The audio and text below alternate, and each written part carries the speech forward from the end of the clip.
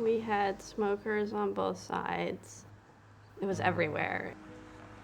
We had to keep our windows closed, even if it was a really hot day, because if you opened the windows, it was just basically like a vacuum. It would suck the smoke right in. Annie soon learned that the treehouse was magic.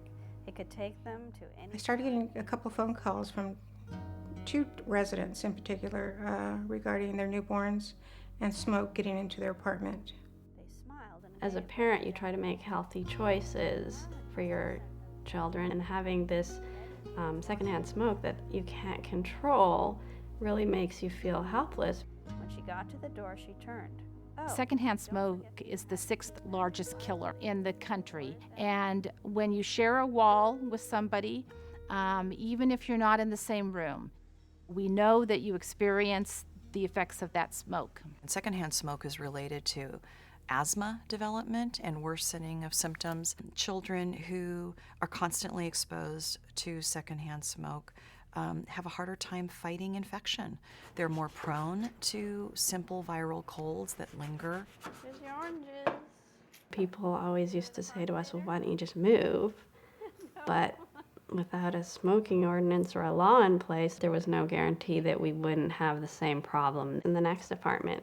We're gonna have a sandwich too later, okay? I wanted to go to City Hall and let them know that this is not a hypothetical problem. This is a real issue that's affecting my children every day. Smokers are not a protected category of people. It's a choice.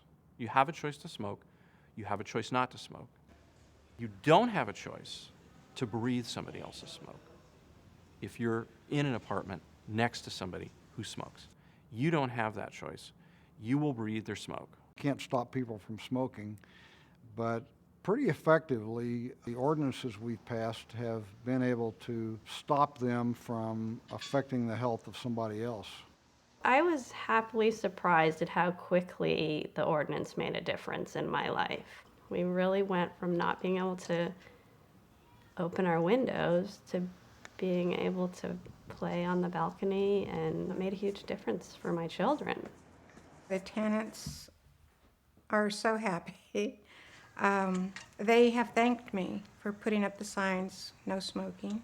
I even get phone calls of people who are looking for apartments and that specifically call me because I have that policy.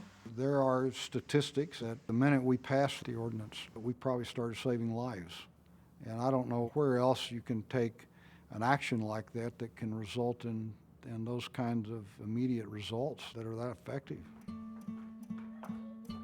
When I look back at my first term, being the champion for this public health non-smoking ordinance as it impacts multiple housing units is probably the most important thing I did. This was an ordinance that I really felt was important because there were many people that were being negatively affected by other people's behavior. So I'm very, very proud that the city was able to get behind this ordinance and pass it. Regulating the air quality within an apartment or a condominium unit is no different, in my mind, than regulating whether or not a builder can use asbestos or lead in the paint or put lousy wiring in. They're all components that a local government regulates. The smoke-free ordinance empowers not only me as a manager, it empowers the other managers in the community. The American Academy of Pediatrics is strongly against smoking in multi-unit housing. And so we're asking politicians to consider their constituents who are powerless in a lot of ways, who don't have a voice, who don't have voting rights yet. And we need their voices to be heard.